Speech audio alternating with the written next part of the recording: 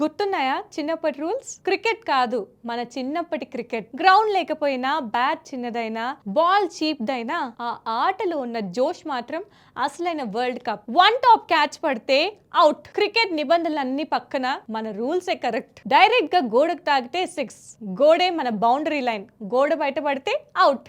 Ball దొరక్కపోతే ఆటే ఆగిపోతుంది కదా. క్యాచ్ ఎవరు పడితే వాద్దే బ్యాటింగ్. అది మోటివేషన్ కూడా, ఫైట్ కూడా. బాల్ బయటకు పోతే కొట్టినోడే తీసుకొని రావాలి. అది నిజమైన శిక్ష.